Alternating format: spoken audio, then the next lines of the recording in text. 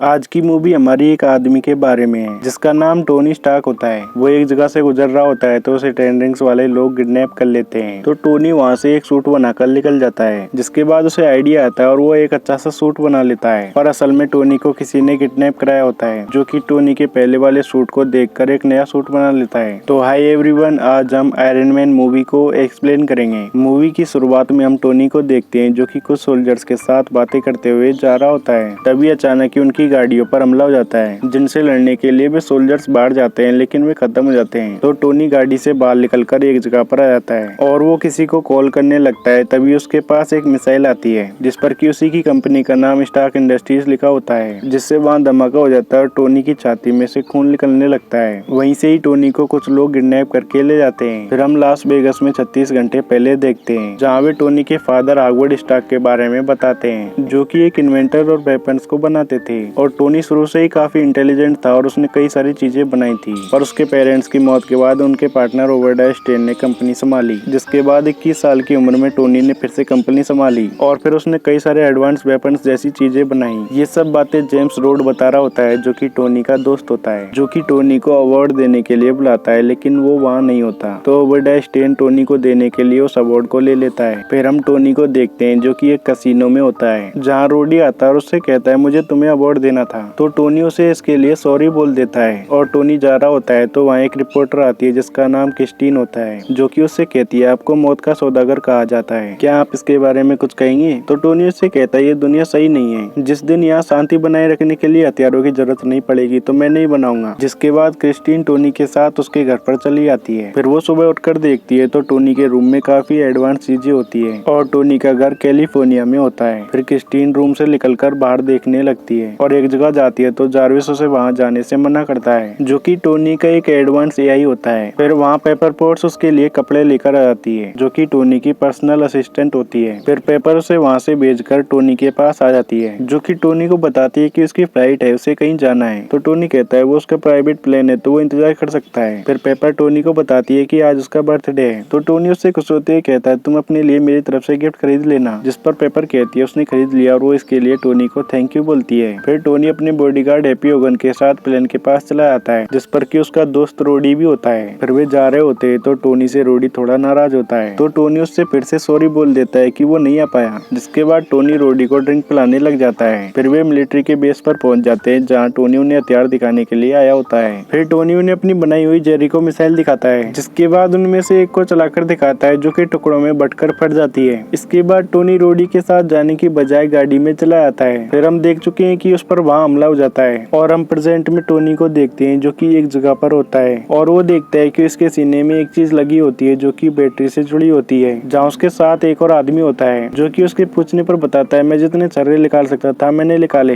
पर अब भी उनमें से कुछ तुम्हारे दिल की ओर बढ़ रहे हैं। फिर टोनी उस चीज के बारे में पूछता है तो वो बताता है कि ये इलेक्ट्रोमैग्नेट है, जो कि उन छर्रों को दिल के करीब पहुंचने से रोक रहा है। फिर वहाँ कुछ लोग और आ जाते हैं, जो कि टेंड्रिंग्स ग्रुप के होते हैं। फिर वे जो बोल रहे होते हैं उसके बारे में वो आदमी टोनी को बताता है कि ये तुम्हें हथियार बनाने को बोल रहे हैं, जो कि टोनी को जेरिको मिसाइल बनाने को कह रहे होते हैं। इसके लिए टोनी उन्हें मना करता है तो वे टोनी को टॉर्चर करते हैं। फिर वे टोनी को गुफा से बाहर लाते हैं, जहाँ टोनी देखता है कि उसके बनाए हुए हथियार उन लोगों के पास है। फिर वो आदमी टोनी से कहता है इनके पास वो सब कुछ है जैसे जेरिको मिसाइल बना सकते हैं, और जब वो बन जाएगी तो वो तुम्हें आजाद कर देगा। तो टोनी और वो आदमी अपनी भाषा में कहते हैं ये हमें आजाद नहीं करेगा। फिर टोनी गुफा में होता है, जो कि जेरिको मिसाइल बनाने से मना कर रहा होता है और कहता है हम कुछ भी कर ले वे हमें मार डालेंगे, वैसे भी मैं 1-2 हफ्ते में मरने वाला हूँ। तो वो आदमी कहता है तब तो तुम्हारे लिए ये हफ्ते कीमती है। फिर टोनी उनसे जो भी चीज चाहिए होती है वो सब मंगा लेता है और फिर उनसे मिसाइल बनाने लग जाता है, जिन दोनों पर वे लोग कैमरे से नजर रखे होते हैं। फिर टोनी एक चीज बना लेता है और उस आदमी को बताता है कि ये एक आर्क रिएक्टर है, जिसमें की काफी सारी एनर्जी होती है। फिर टोनी उसे वहाँ से निकलने का प्लान बताता है, जो कि एक आर्मर होता है। फिर वे कैमरे से टोनी को आर्क रिएक्टर लगाते हुए देख लेते हैं। फिर टोनी उससे पूछता है तो वो आदमी उसे बताता है कि वो एक छोटे से शहर कुलमीरा से है, जब वो यहाँ से जाएगा तो वो अपने परिवार से मिलेगा। फिर वे लोग वहाँ चेक करने के लिए आते हैं, लेकिन टोनी ये काम लग रहे होते हैं तो वे चले जाते हैं। जिसके बाद टोनी और वो आदमी मिलकर सूट और उसकी सभी चीजों को बनाने लग जाते हैं और वे लोग उन्हें कैमरे से देख रहे होते हैं, जिसमें उन्हें शक होता है तो वे टोनी इनके पास आ जाते हैं, जिनके साथ इस बार उनका लीडर राजा भी आया होता है, जिसे कि इंग्लिश बोलना आती है। और वो बातें करते हुए उनकी चीजों को देखता है पर उसे कुछ नहीं मिलता, तो वो उस आदमी से उनकी भाषा में पूछने लगता है कि यहाँ चल क्या रहा है, लेकिन वो उसे कुछ नहीं बताता। तो वो उसके आगे अंगार लाकर उसे पूछने लगता है। तो टोनी बीच में बोल पड़ता है और कहता है मुझे इसकी जरूरत है, ये काम जानता है। जिसे सुनकर राजा रुक जाता है और उसे एक दिन का वक्त देकर चला जाता है। जिसके बाद टोनी अपने आर्मर को बनाने लग जाता है और फिर उसने पूरा आर्मर बना लिया होता है तो वो उस आदमी की मदद से पहन लेता है। जहाँ राजा को कैमरे पर कुछ दिखाई नहीं देता तो वो अपने आदमियों को देखने के लिए भेजता है, जहाँ वे लोग जाकर उस आदमी को आवाज लगाते हैं और उस दरवाजे पर बम लगा होता है, जिसे वे जैसे ही खोलते हैं वो फट जाता है। तो राजा और भी आदमियों को उनकी ओर भेजता है। फिर वो आदमी सूट को स्टार्ट करने के लिए कंप्यूटर में कुछ डाउनलोड करने लग जाता है, जिसका नाम येनसेन होता है। तो येनसेन टोनी को वक्त देने के लिए गन लेकर चला जाता है और वो उन्हें डराता हुआ जाता है। तो उसके सामने वे सभी लोग होते हैं। फिर हम देखते हैं कि कंप्यूटर में पूरी डाउनलोडिंग हो जाती है। जहाँ वे लोग देखने के लिए आते हैं तो टोनी उन पर सूट से हमला करने लग जाता है, जिसके बाद वो उन लोगों से लड़ते हुए गुफा में से निकलने के लिए आगे चला जाता है। और टोनी वहाँ आकर येनसेन को देखता है तो राजा उस पर रॉकेट से हमला करता है। तो टोनी भी उस पर रॉकेट से हमला कर देता है। फिर टोनी येनसेन से कहता है हमें चलना होगा, तुम्हें अपने परिवार से मिलना है। तो येनसेन बताता है कि वे मर चुके हैं। इससे टोनी काफी दुखी होता है। तो येनसेन उसे जाने को कहता है और कहता है तुम अपनी जिंदगी बर्बाद मत करो। जिसके बाद टोनी गुफा से बाहर आ जाता है, जहाँ सभी लोग उस पर गन से हमला करते हैं। तो टोनी भी अपनी सूट की आग से उन पर हमला करने लग जाता है और वहाँ रखे अपने सभी हथियारों को जलाकर वहाँ से उड़कर चला जाता है और वो इसे एक जगह पर आकर गिर जाता है। जहाँ से वो आगे जाता है तो उसे हेलीकॉप्टर दिख जाता है, जिसमें कि रोडी और उसके साथी होते हैं जो कि उसे प्लेन से ले आते हैं। जहाँ पर पेपर और हैप्पी होते हैं जो कि टोनी का इंतजार कर रहे होते हैं। और टोनी देखता है कि पेपर की आंखों में उसके लिए आंसू हैं। जिसके बाद वे कार में बैठकर जाने लगते हैं। तो टोनी उनसे कहता है मैं सिर्फ 2 ही चीजें करना चाहता हूँ, मुझे चीज बर्गर चाहिए और मैं प्रेस कॉन्फ्रेंस बुलाना चाहता हूँ। फिर वो उनके साथ प्रेस कॉन्फ्रेंस करने के लिए जाता है, जहाँ उसके साथ ओबेडाय स्टेन भी होता है। वहीं पेपर के पास एक आदमी आता है जो कि उसे अपना नाम एजेंट फिल कोल्सन बताता है, जो कि strategic homeland intervention enforcement logistic division से होता है, जिसे कि सिल्ड भी कहते हैं, जो कि टोनी से किन हालातों में भाग सका इसके लिए पूछने के लिए आया होता है। तो पेपर उसकी टोनी के साथ अपॉइंटमेंट फिक्स करने के लिए हाँ कर देती है। फिर टोनी सभी को बिठाकर उनसे कहता है मैंने अपने ही सोल्जर्स को अपने ही एडवांस वेपन से मरते हुए देखा है, और उनसे कहता है मुझे एहसास हुआ कि इसके अलावा भी बहुत कुछ है जो मैं दुनिया को दे सकता हूँ। जिसके बाद वो वेपन्स मैन्युफैक्चरिंग डिवीजन को बंद करने की कह देता है। फिर हम ओबेडाय को देखते हैं जो कि स्टार्क इंडस्ट्रीज में टोनी के पास आता है और टोनी से वेपन मैन्युफैक्चर डिवीजन के बारे में बात करने लगता है। तो टोनी उससे कहता है मैं नहीं चाहता कि मासूम लोगों की जाने जाए, हम इसके अलावा भी और कुछ कर सकते हैं, हमें आर्किटेक्टर की तकनीक को जांचना चाहिए। तो टोनी ओबेडाय की बातों से समझ जाता है कि उसे टोनी के आर्किटेक्टर के बारे में पता है और वो सोचता है कि उसे शायद रोडी या पेपर ने बताया होगा। तो टोनी अपने सीने पर लगा हुआ आर्किटेक्टर उसे दिखाता है, जिसे देखकर ओबेडाय खुश हो जाता है। इसके बाद हम पेपर को देखते हैं जिसे कि टोनी अपने पास बुलाता है, जिसे वो बताता है कि इस आर्किटेक्टर में थोड़ी सी खराबी आ गई है। इसके नीचे एक खुली तार है जो कि सर्किट वॉल को टच कर रही है, जिससे शॉर्ट सर्किट हो गया। फिर टोनी उस आर्किटेक्टर को निकालकर पेपर से उस तार को निकालने को कहता है। तो पेपर उसमें से वायर को निकालकर आर्किटेक्टर को लगा देती है। इससे पेपर घबरा जाती है। तो टोनी से कहती है मुझे ऐसा काम फिर से करने को मत कहना। जिस पर टोनी कहता है तुम्हारे सिवा मेरा कोई नहीं है। और फिर पेपर उस आर्किटेक्टर के बारे में पूछती है तो टोनी उसे फेंकने की कह देता है। फिर हम रोडी को देखते हैं जो कि नए पायलट्स को फाइटर जेट्स के बारे में बता रहा होता है, जहाँ उससे बात करने के लिए टोनी आ जाता है। फिर टोनी रोडी से कहता है मैं एक नए प्रोजेक्ट पर काम कर रहा हूँ, मैं चाहता हूँ कि तुम उसका हिस्सा बनो। तो रोडी उससे पूछता है तुमने प्रेस कॉन्फ्रेंस में तमाशा किया, क्या वो कोई मजाक था? जिस पर टोनी उससे कहता है ये मिलिट्री के लिए नहीं है, ये कुछ अलग है। तो रोडी उसे कुछ दिनों के लिए आराम करने को कहता है। फिर टोनी घर आकर प्रोजेक्ट को शुरू कर देता है और उसका नाम मार्क 2 रखता है। और उसे इस वक्त किसी पे भरोसा नहीं होता, तो वो सारी जानकारी जारविस से प्राइवेट फाइल में रखने को कहता है। और जारविस से कहता है मैं नहीं चाहता कि ये किसी गलत हाथों में पड़ जाए, इसलिए ये मेरी निगरानी में रहेगा। फिर हम 10 रिंग्स के लोगों को देखते हैं जो कि रेत में से टोनी के सूट के टुकड़ों को निकाल लेते हैं और उसे राजा को दिखाते हैं। फिर हम टोनी को देखते हैं जो कि पैरों के लिए बनाकर उसे उड़ने की टेस्टिंग करने लगता है, साथ ही वो इसे रिकॉर्ड भी कर रहा होता है। जिसके बाद वो 10% एनर्जी लगाकर देखता है तो वो उड़ के पीछे गिर जाता है। तो टोनी उड़ने में संतुलन बनाने के लिए अपने हाथ के लिए भी बना लेता है, जहाँ उसके पास पेपर भी आती है। और टोनी टेस्टिंग करके देखता है तो उसमें से रिपल्सर निकलती है, जिसे देखकर टोनी भी हैरान होता है क्योंकि ये तो उसने उड़ने के लिए बनाया होता है। फिर वो ऊपर जाता है जहाँ ओबेडाय भी होता है, जो कि उसे बताता है कि वो बोर्ड ऑफ डायरेक्टर्स की मीटिंग में गया था, जिनका कहना होता है कि टोनी की दिमागी हालत ठीक नहीं, वो कोर्ट में जाएंगी, उनके मुताबिक तुम्हारी दिशा कंपनी के हित में नहीं है। तो टोनी कहता है मैं एक जिम्मेदार इंसान बन रहा हूँ जो कि नई दिशा है, मेरे लिए भी कंपनी के लिए भी। और टोनी वहाँ से जाने लगता है तो ओबेडाय इंजीनियर से उसके आर्किटेक्टर की जांच कराने की कहता है, जिस पर टोनी उससे मना करते हुए कहता है ये मेरे पास ही रहेगा। फिर टोनी नीचे आ जाता है और इस बार 1% से उड़ने लगता है, तो वो कुछ देर तक उड़ पाता है।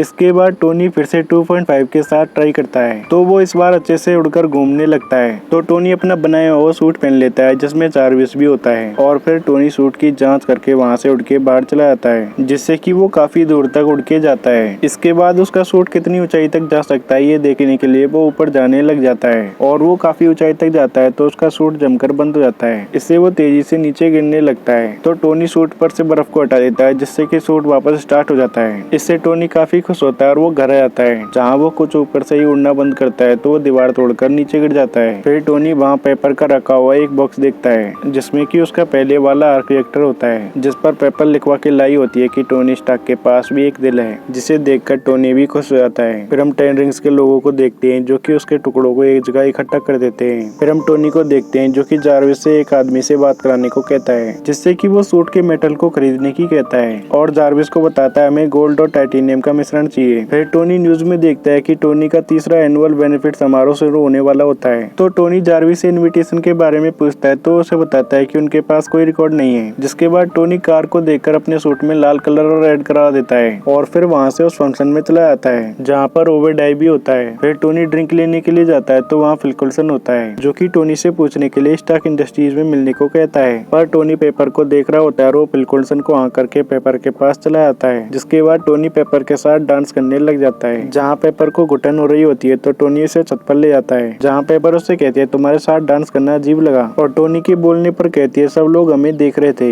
जिसके बाद टोनी से कहती है तुम मेरे बॉस हो तो टोनी उससे कहता है मैं ऐसा नहीं सोचता और वे बातें करते हुए एक दूसरे को किस करने लगते हैं। तभी वे रुक जाते हैं तो पेपर टोनी को ड्रिंक लाने को कहती है। जहाँ टोनी जाता है तो उसके पास वही रिपोर्टर क्रिस्टीन आती है जो कि टोनी से कहती है इतना सब कुछ होने के बाद भी तुम बाज नहीं आए, मैंने सही में तुम्हारी बातों पर विश्वास कर लिया। तो टोनी उससे कहता है मैं कुछ महीनों से शहर से बाहर था। तो क्रिस्टीन उसे फोटो देते हुए कहती है उस शहर का नाम गुलमीरा है। जिन फोटोज में देखता है कि उसके हथियार होते हैं। साथ ही क्रिस्टीन बताती है ये फोटो कल की है। तो टोनी कहता है मैंने कोई हथियार बेचने का ऑर्डर नहीं दिया। जिस पर क्रिस्टीन कहती है पर तुम्हारी कंपनी ने दिए। तो टोनी इसके बारे में जाकर ओबेडाय से पूछता है तो ओबेडाय उसे बताता है वो मैं हूँ जिसने तुम्हारे खिलाफ केस दर्ज किया और उसे जाते हुए कहता है क्योंकि मैं तुम्हें बचाना चाहता था। फिर हम टोनी को देखते हैं जो कि गुलमीरा की न्यूज देख रहा होता है और ये वही शहर होता है जिसके बारे में येंसेन ने उसे गुफा में बताया था। तो फिर टोनी अपने हाथ के रिपल्सर्स को चलाकर देखता है जिसके बाद वो वहाँ से जाकर अपना बनाया हुआ सूट पहन लेता है। दूसरी ओर हम गुलमीरा में 10 रिंग्स के लोगों को देखते हैं जो कि वहाँ के लोगों पर हमला करते हैं और उन्हें पकड़कर मारने वाले होते हैं। जहाँ का आदमी के पास उसका बच्चा आ जाता है जिससे कि वे दूर कर उस आदमी को मारने वाले होते हैं। तभी उनके बीच टोनी सूट पहनकर आ जाता है जो कि उस मारने वाले को उड़ाकर उसके साथियों पर रिपल्सर से हमला करता है। तो उनमें से कुछ लोग वहाँ की औरतों और बच्चों पर गन तान देते हैं जिन्हें की टोनी टारगेट सेट कर उन्हें एक ही बार में खत्म कर देता है। इसके बारे में 10 रिंग्स का आदमी कॉल करके बताने लगता है तो टोनी उसे बाहर निकालकर उनके सामने पटक देता है और अपने हथियारों को उड़ाने के लिए जाता है लेकिन एक टैंकर उस पर हमला कर देता है। तो वो फिर से खड़ा होकर उस टैंकर को ही उड़ा देता है जिसके बाद वो वहाँ अपने हथियारों को भी उड़ा देता है जिस धमाके को एयरफोर्स रडार से देख लेती है और वे इधर उधर कॉल करके देखते हैं तो उनमें से ये किसी ने नहीं किया होता है। फिर उन्हें टोनी दिखाई देता है तो वे रोडी को बुला लेते हैं और बताते हैं कि ये चीज रडार के लिए छोटी थी इसलिए दिखाई नहीं दी।